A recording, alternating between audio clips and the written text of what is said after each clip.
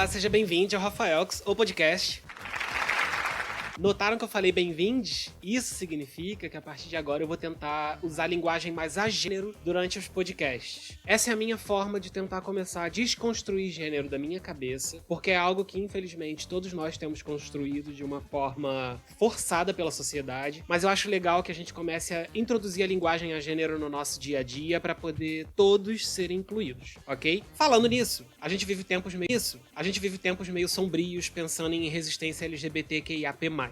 Sim, a sigla atualizou, tá? Esse ano, agora tem um P também de pansexuais. Infelizmente, a gente ainda tá evoluindo como sociedade quando a gente pensa em diversidade. Por outro lado, felizmente, estamos evoluindo quando pensamos em diversidade. Só que ainda muito preconceito lá fora, muita falta de oportunidade pra nós. Só que uma coisa ninguém pode tirar, que é a nossa criatividade e talento. Isso a gente tem de sobra. Esse episódio vai ser leve, com dicas bem legais e uma pitadinha de militância, porque ela nunca dorme.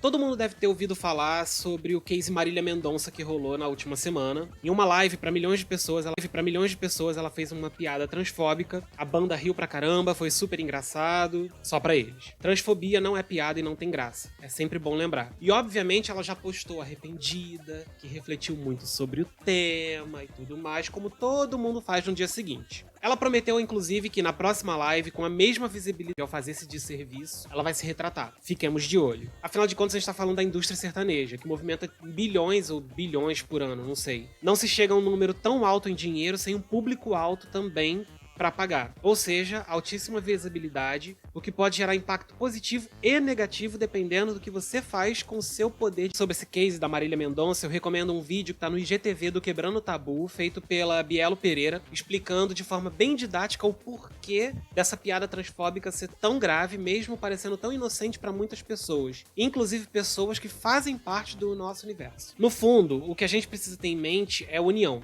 Uma forma bacana, pensando em música, por exemplo, é apoiar e dar streaming para artistas que são abertamente LGBTQIAP+. Não é segregando héteros, tá? Antes que comecem a dizer, meu Deus, homofobia ao contrário, coisa que é tão idiota quanto o racismo reverso. Mas assim, muitos dos héteros estão em alta e já são aclamados pelos héteros e por nós. O que nós podemos apoiar mais quem nos apoia e quem vive a nossa realidade. Nossa realidade quando eu falo de sociedade, tá? Não financeira, porque os artistas ganham muito mais que um podcaster. Então aqui vai um top de 8 artistas maravilhosos pra gente tacar streaming e dar dinheiro porque eles merecem.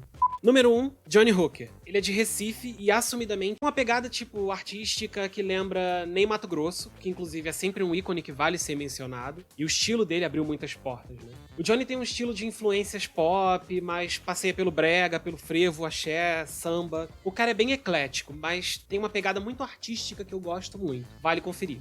2. Daniela Mercury. Daniela já é consagrada no axé brasileiro há muito tempo, mas em 2013, se não me engano, 2013, ela declarou ser lésbica quando assumiu o namoro com a Malu, na época que hoje é a esposa dela. Daniela tem clássicos de MPB e axé, você pode até não ouvir com frequência, mas certamente você já dançou alguma coisa dela, principalmente no carnaval. 3. Urias. Urias, pra quem não sabe, é muito amiga da Pablo Vittar, inclusive, sempre... É até um pouco chato, porque toda a matéria que você vê dela fala muito amiga de Pablo Vittar, Urias e, enfim, por mais que elas sejam muito amigas, eu acho que a carreira dela independe da Pablo. Ela fala por si só e é incrível. O que eu gosto nela é que as músicas dela têm sempre uma passiva. Diaba, por exemplo, é um protesto contra a transfobia. Vale ressaltar, Urias é transexual, então vale nosso streaming. 4. Pepita! Olha, Pepita eu vou falar até com uma certa emoção, porque eu sou muito fã dela, tá? Já faz muito tempo que eu gosto dela. Eu gostava dela desde, sei lá, dos primórdios, assim. Mas ela se tornou uma voz pra pessoas trans muito forte. E eu amo o que ela tem feito com a visibilidade dela. Um exemplo é o Cartas pra Pepita, que é um programa semanal no IGTV dela, que dá conselho pra fãs. E é impecável. Eu, particularmente, não perco um. Recentemente fez até o 100º episódio e me dei conta de que eu já assisti os 100, fora os que vieram depois disso. Acho que tá no 103. Mas assim, a Pepita não é só isso, tá? Ela tem o livro, ela tem vários projetos, mas ela é cantora, que é inclusive a profissão original dela, e ela tá em todos os serviços de streaming, ou seja, pra quem curte funk, não tem como não amar Pepita, tá? E se você não curte, tem que amar também, porque a Pepita é vida. 5. Linda Quebrada. De todos os que eu citei ou vou citar nesse podcast, se eu que eleger um pra ser o alto teor de militância e politização, eu escolheria Linda Quebrada. Eu gosto do que ela faz, não só de música, mas em atuação, entrevistas e documentários. Eu gosto da forma da Lin de falar e de explicar. E de mostrar tudo que ela já passou, as experiências dela, que são um pouquinho, ajudam a gente a abrir os olhos pra realidade. Você pode até não curtir o som da Linda Quebrada, o que eu acho um pouco complicado, que é bem legal. Mas é alguém pra você ficar de olho sempre, porque é um exemplo de luta.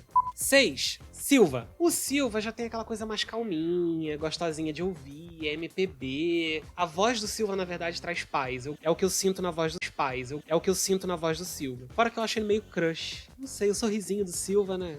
Meio... Enfim, ele já declarou abertamente ser bissexual e já demonstrou diversas vezes apoio e posicionamento à causa LGBTQIAP+. Então, vamos apoiar de volta. 7. Não tem como não falar, né? Ela chegou quietinha e ganhou um espaço absurdo, mas ela tem muitos anos de estrada, tá? Antes da gente ver essa explosão de Glória Groove nesse cenário drag que tá tendo no Brasil, que é muito legal. Se a gente parar pra pensar, esse cenário drag não existia alguns anos atrás e não dava oportunidade pra gente incrível que a gente ama hoje. Glória Groove é uma das artistas mais completas que a gente tem. Canta, atua, dubla, inclusive ela foi o Aladdin. Pra quem me conhece sabe que eu sou um grande fã de Aladdin, é meu clássico predileto da Disney, então meu amor pela Glória só deu uma crescida aí. Enfim, quebrou diversos recordes, tem vários singles no top brasileiro e é alguém pra gente sempre valorizar. Carnaval, inclusive, principalmente de São Paulo, Glória Groove se tornou ícone. Então, por favor, sempre valorizem Glória Groove, porque ela é perfeita. 8. Pablo Vittar.